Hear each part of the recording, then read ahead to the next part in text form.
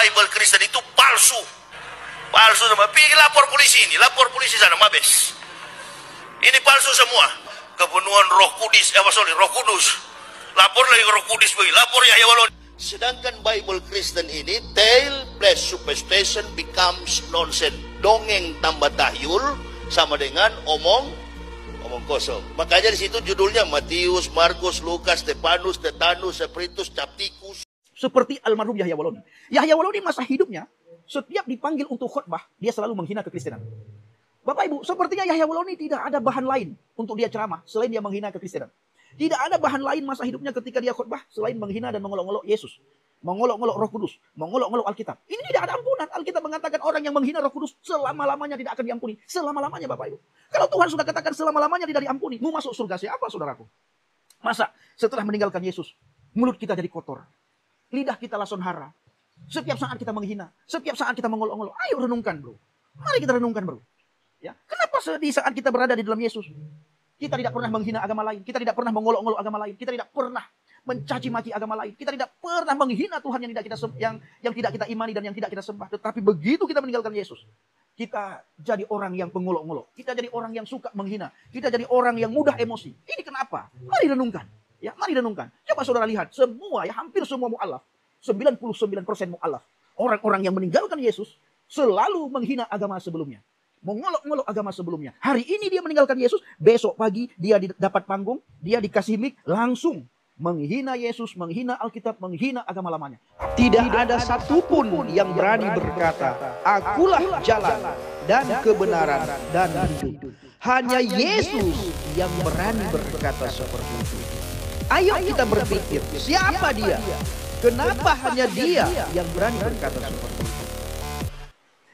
Haleluya, haleluya, haleluya. Shalom alaikum bishim hamasyah. Salam aki. Aku kabarkan Injil keselamatan.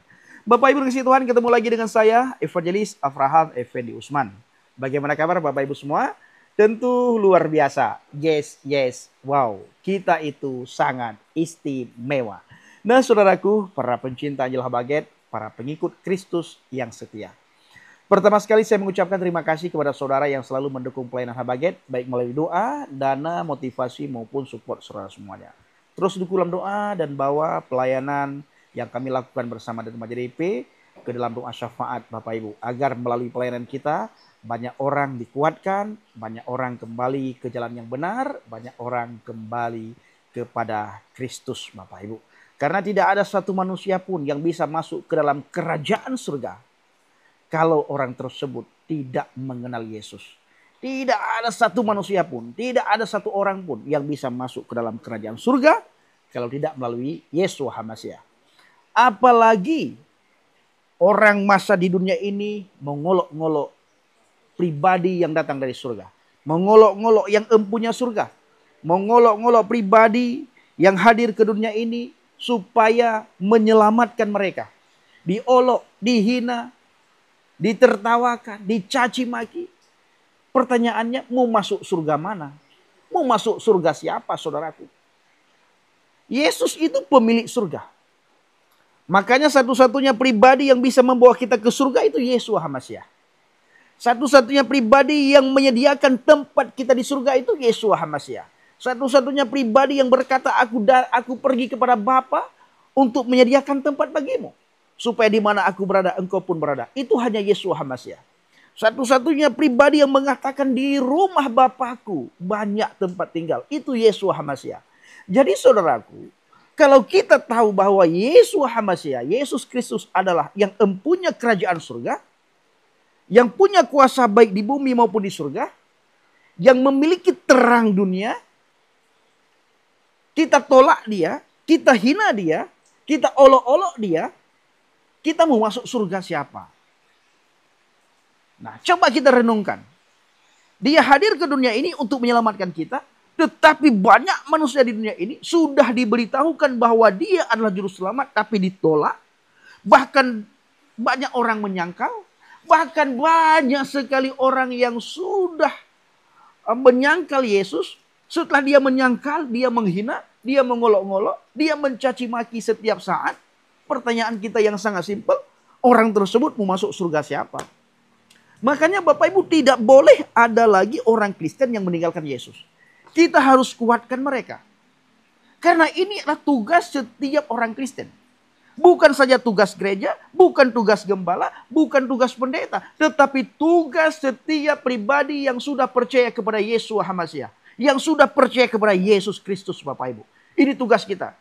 Ya, begitu kita percaya kepada Yesus, maka Yesus memberikan satu tugas kepada kita bahwa pergilah beritakanlah Injil. Jadikanlah semua bangsa muridku. Yesus tidak pernah berkata jadikanlah semua bangsa supaya masuk gereja. Enggak, tapi jadikanlah semua bangsa menjadi muridku. Nah, ini Bapak Ibu harus kita renungkan.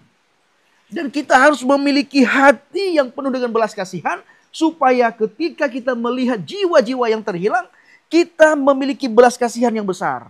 Sehingga kita mau menjangkau kembali mereka supaya mereka kembali kepada Kristus. Kita harus memiliki beban supaya mereka juga diselamatkan. Mereka butuh keselamatan. Tetapi karena egonya, mungkin karena pekerjaan, mungkin karena desakan ekonomi, mungkin karena pendidikan, dan banyak hal lainnya, godaan dunia ini, sehingga orang tersebut meninggalkan Yesus Bapak Ibu. Jadi tugas kita anak-anak Tuhan, orang-orang yang sudah percaya, ayo cari. Setiap orang yang sudah meninggalkan Yesus, cari. Bawa mereka kembali kepada Tuhan. Perkenalkan dengan lemah lembut. Perkenalkan dengan rendah hati. Ajari mereka dengan sabar. Ajari mereka dengan penuh kasih sayang. Bahwa Yesus Kristus Tuhan dan Juru Selamat. Ajak mereka supaya mereka benar-benar kembali kepada Yesus. Ketika mereka kembali kepada Yesus, didik, mentori, ajari supaya iman mereka kokoh, iman mereka kuat di dalam Yesus. Nah, ini yang saya lakukan bersama dengan Bang JDP dan ada satu hamba Tuhan di Pulau Mentawai ini Bapak Ibu. Kami masuk ke pedalaman-pedalaman, daerah-daerah, ke desa-desa yang sudah dimualafkan. Kami rebut mereka kembali. Bawa mereka kembali dengan semangat yang berapi-api. Kitab Roma katakan, hendaklah berkobar-kobar semangatmu. Jangan sampai kerajidanmu itu kendor. Jangan sampai semangatmu itu kendor. Bersukacitalah di saat engkau melayani Tuhan. Bersukacitalah di saat engkau mencari jiwa-jiwa. Jangan bersungut-sungut. Tetapi bersemangat. Ya, harus bersemangat. Nah, ini dia saudaraku. Ini kita harus pikirkan baik-baik. Bagaimana mereka yang sudah meninggalkan Yesus? Apa beban kita orang-orang yang sudah percaya kepada Yesus? Apakah kita biarkan mereka saudaraku? Lihat saudara. Ya, setiap orang yang meninggalkan Yesus itu lason hara, mulutnya kotor. Seperti almarhum Yahya Walodi. Yahya Walodi masa hidupnya setiap dipanggil untuk khotbah, dia selalu menghina kekristenan. Bapak Ibu, sepertinya Yahya Walodi tidak ada bahan lain untuk dia ceramah selain dia menghina kekristenan. Tidak ada bahan lain masa hidupnya ketika dia khotbah selain menghina dan mengolok-olok Yesus. Mengolok-olok Roh Kudus, mengolok-olok Alkitab. Ini tidak ada ampunan. Alkitab mengatakan orang yang menghina Roh Kudus selama-lamanya tidak akan diampuni. Selama-lamanya Bapak Ibu. Kalau Tuhan sudah katakan selama-lamanya tidak diampuni, mau masuk surga siapa saudaraku? Masa setelah meninggalkan Yesus, mulut kita jadi kotor. Lidah kita lason hara. Setiap saat kita menghina. Setiap saat kita mengolok-olok. Ayo renungkan bro. Mari kita renungkan bro. Ya, kenapa di saat kita berada di dalam Yesus, kita tidak pernah menghina agama lain. Kita tidak pernah mengolok-olok agama lain. Kita tidak pernah mencaci maki agama lain. Kita tidak pernah menghina Tuhan yang tidak kita yang tidak kita imani dan yang tidak kita sembah. Tetapi begitu kita meninggalkan Yesus, kita jadi orang yang pengolok-ngolok. Kita jadi orang yang suka menghina. Kita jadi orang yang mudah emosi. Ini kenapa? Mari renungkan. Ya, mari renungkan. Coba saudara lihat, semua ya hampir semua mu'alaf, 99% mu'alaf, orang-orang yang meninggalkan Yesus selalu menghina agama sebelumnya. Mengolok-ngolok agama sebelumnya. Hari ini dia meninggalkan Yesus, besok pagi dia dapat panggung, dia dikasih mic, langsung menghina Yesus, menghina Alkitab, menghina agama lamanya. Apakah dia tidak pernah berpikir bahwa ada orang tuanya di dalam agama lamanya, ada teman sahabat kerabatnya di agama lamanya, ada handan taulannya di agama lamanya, ada paman, opung, kakek, neneknya di agama lamanya? Kenapa dia rela menghina agama lamanya? Ketika orang tersebut menghina agama lamanya, secara otomatis saudara-saudaranya yang masih berada dalam agama lama merasa sakit hati, merasa tersinggung. Dan saya selalu katakan hari-hari ini kepada orang Kristen, orang-orang yang menghina Yesus, yang menghina Roh Kudus, yang menghina Alkitab, yang mengolok-olok kekristenan, jangan lagi kita lapor kepada pihak yang berwajib atas dasar hukum penistaan agama. Mari kita bawa mereka kepada Tuhan, lapor kepada Tuhan, serahkan mereka kepada Tuhan. Kalau mereka mau bertobat, puji Tuhan, kembali kepada Yesus. Kalau mereka tidak mau bertobat, masih sibuk dengan hinaan, cacian, makian terhadap agama sebelumnya, maka mereka akan berperkara dengan Tuhan. Saudaraku yang dikasihi Tuhan, para pengikut Kristus yang setia, para pencinta Injil Habagen. Saya melihat hari-hari ini di banyak kolom komentar ketika Yahya Woloni meninggal dunia. Banyak sekali orang berkata, wow, betapa sukacitanya dia. Karena dia meninggal hari ini, dia meninggal di bulan ini, dia meninggal jam ini. Betapa bahagia dan betapa sukacitanya dia. Surga menantinya. Ini banyak sekali komentar Bapak Ibu. Ya, banyak sekali komentar. Saudaraku, yang membuat saya terheran-heran, bagaimana orang bisa mengatakan bahwa orang tersebut masuk surga. Sementara kalau kita melihat khotbahnya, kalau kita melihat pidato ceramahnya, selalu menghina agama lain. Selalu menghina iman yang tidak diimaninya. Selalu menghina kitab lain. Dan selalu menghina sesembahan yang tidak disembah.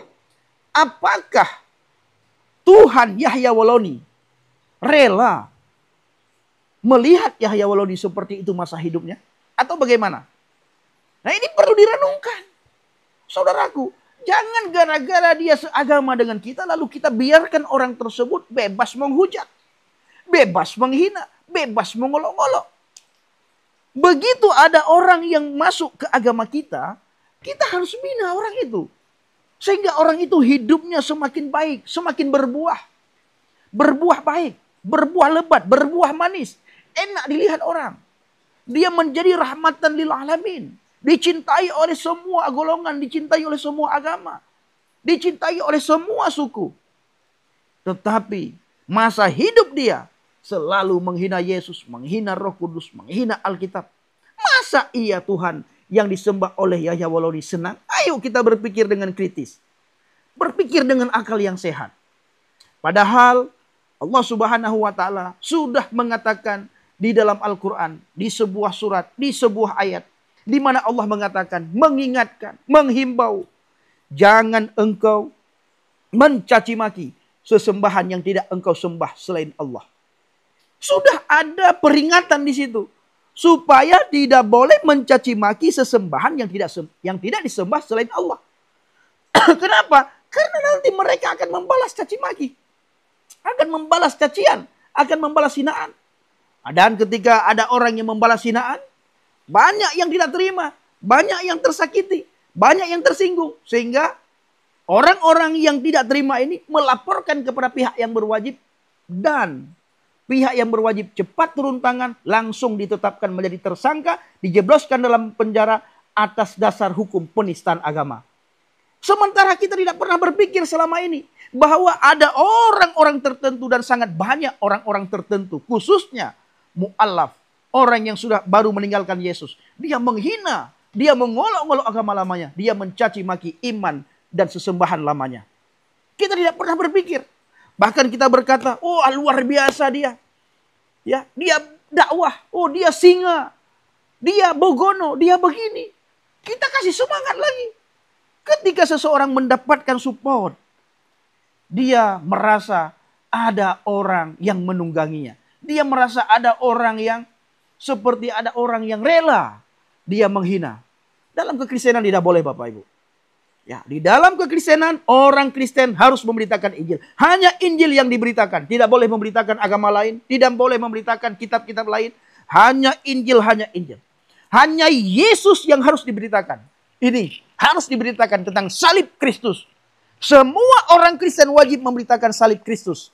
Kemanapun pergi, dimanapun berada, salib Kristus ini harus diberitakan. Kenapa? Karena ketika kita memberitakan salib, di situ orang-orang akan terkagum-kagum. Karena ada satu peristiwa yang sangat besar. Satu peristiwa yang luar biasa. Tentang kematian Yeshua HaMasyiah di atas kayu salib. Tentang kematian Yesus Kristus di atas kayu salib. Karena ketika Yesus Kristus mati di atas kayu salib, banyak kuasa kegelapan tidak rela. Orang-orang dunia tidak terima. Karena ketika Yesus mati dan dia akan menunjukkan siapa dia. Dia akan menunjukkan kepada dunia bahwa dia adalah Kristus, juru selamat. Dia akan menunjukkan keilahiannya. Dan dibuktikan, begitu dia mati di atas kayu salib, Bapak Ibu, 3 hari kemudian dia bangkit, saudaraku. Nah, ini yang disangkal oleh banyak orang, saudara. Maka kita orang Kristen harus memberitakan salib Kristus. Harus memberitakan Yesus.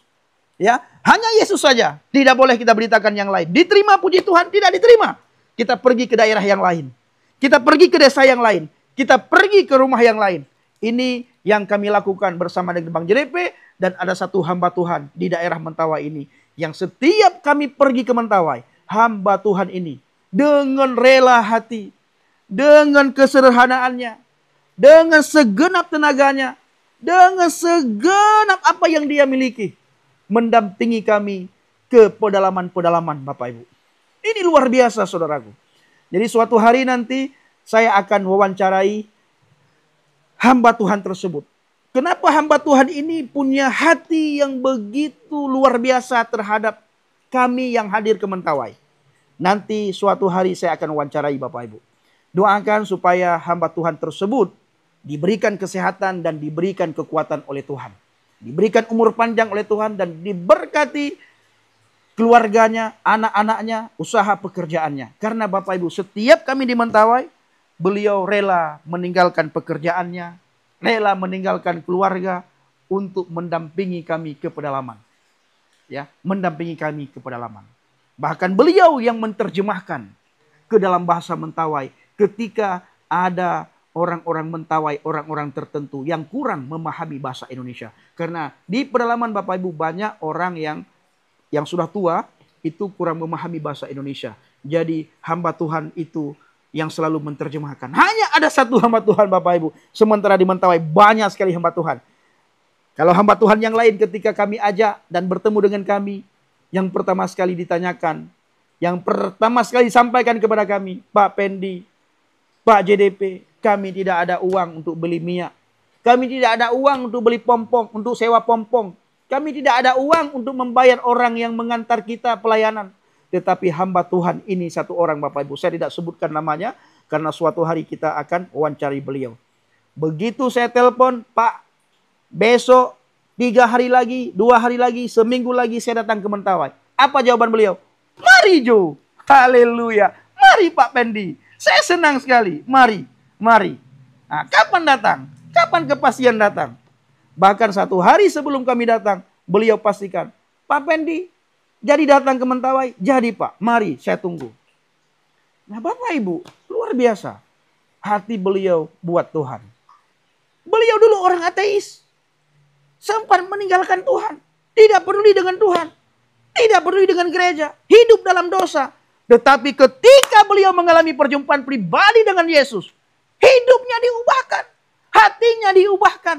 Pikirannya diubahkan, tutur katanya diubahkan, pandangannya terhadap pekerjaan Tuhan berubah total.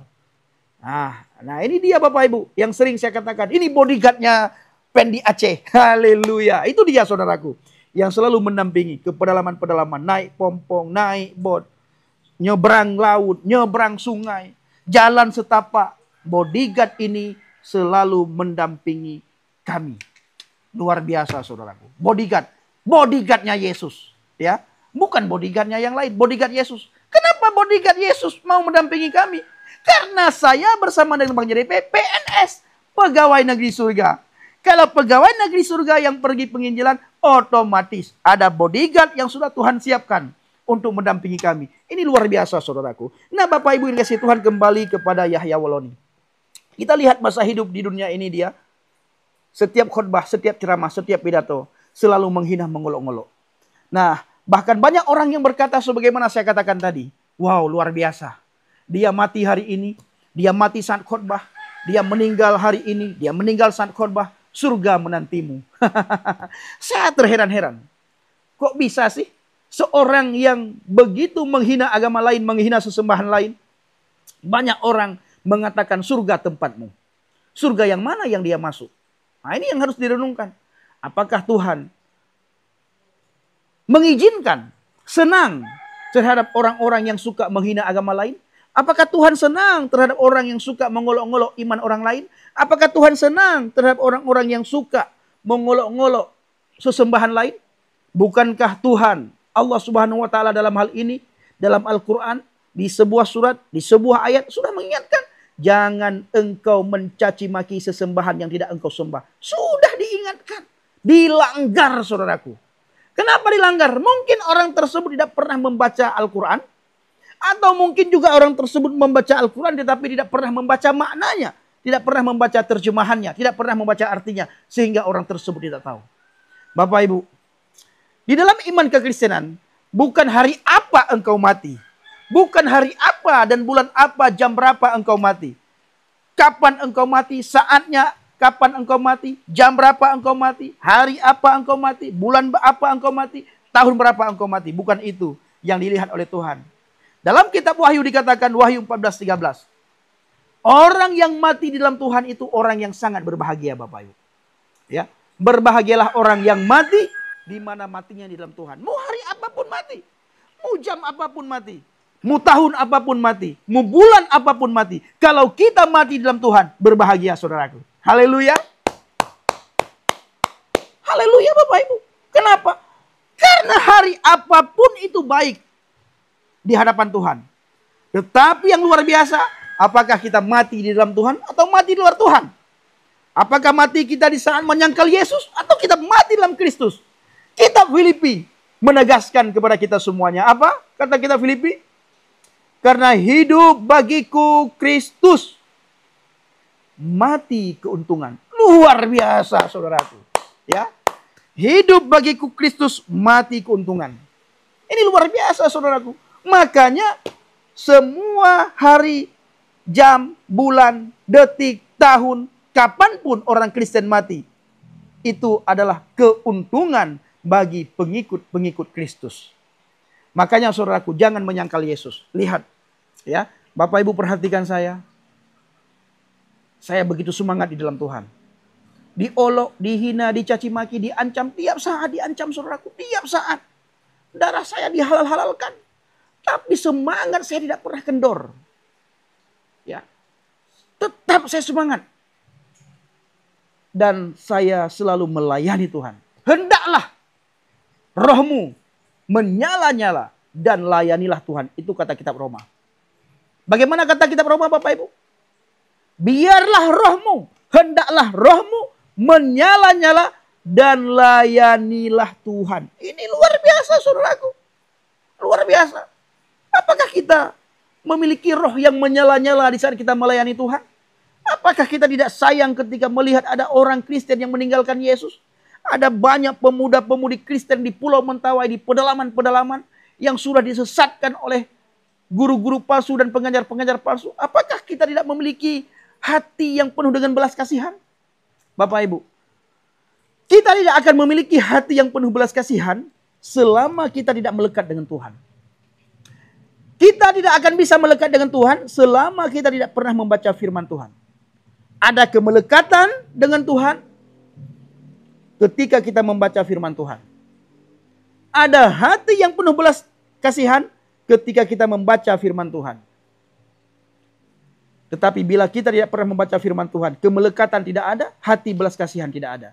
Jadi saudaraku, hidup bagiku Kristus, mati keuntungan. Makanya kemanapun kita pergi, dimanapun kita berada, bersaksilah sampai Tuhan datang.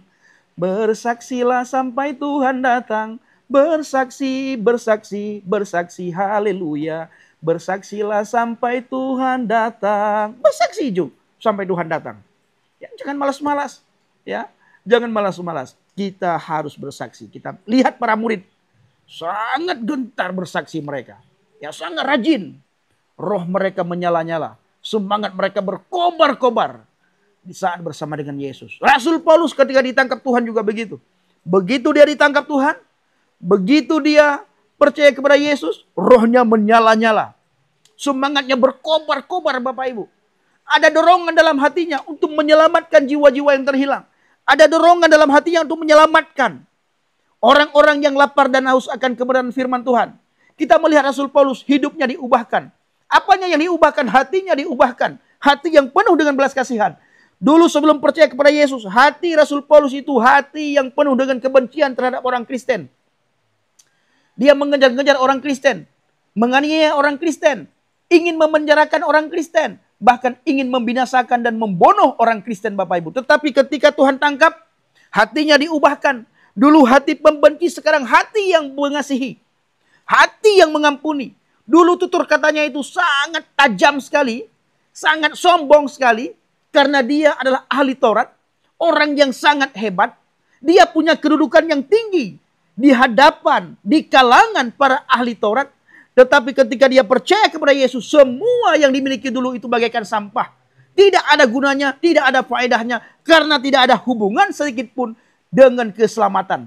Begitu dia ditangkap, tutur katanya menjadi tutur kata yang penuh dengan berkat. Tutur kata Rasul Paulus. Penuh dengan pengampunan. Tidak bisa lagi menghina orang lain. Tidak bisa lagi mengutuk orang lain. Tidak bisa lagi mencaci maki orang lain. Tidak bisa lagi mengolok-olok orang lain. Tidak bisa lagi mencaci maki orang lain. Tidak bisa lagi membinasakan dan membunuh orang lain Bapak Ibu. Kenapa? Ada Roh Kudus. Ada Roh Tuhan yang memimpin hidup Rasul Paulus. Begitu juga kita orang percaya. Ketika kita dekat dengan Tuhan, Roh Tuhan yang selalu memimpin kita. Ya, dari hari ke hari kita dipimpin oleh Roh Tuhan. Dari hari ke hari kita dipimpin oleh Roh Kudus. Makanya Bapak Ibu, dekatlah dengan Tuhan. Melekatlah dengan Tuhan. Nah, sebelum saya akhiri, saya ingin menyanyikan sebuah pujian yang sangat populer di kalangan orang Kristen. Di gereja-gereja, khususnya di kaum bapak-bapak dan ibu-ibu. Bagaimana pujiannya? Hidup ini adalah kesempatan. Haleluya. Hidup ini untuk melayani Tuhan. Jangan sia-siakan apa yang Tuhan beri. Hidup ini harus jadi berkat. Oh Tuhan, pakailah hidupku selagi aku masih sehat. Bila saatnya nanti ku tak berdaya lagi, hidup ini sudah jadi berkat. Bapak Ibu, hidup kita harus menjadi berkat. Ya, dimanapun kita berada, kemanapun kita pergi, hidup kita harus menjadi berkat, harus menjadi terang dan garam Bapak Ibu. Terima kasih atas doanya, terima kasih atas dukungannya, terima kasih atas supportnya, dan terima kasih atas berkatnya. Tuhan Yesus memberkati kita semua. Shalom alaikum bishim hamasiah. Salam Aki. Aku kabarkan Injil keselamatan. Bapak Yahweh bishim Adonai Yesus hamasiah. Ruah Kudus memberkati kita semua. Haleluya. Amin. Salam murtadid. Terima kasih.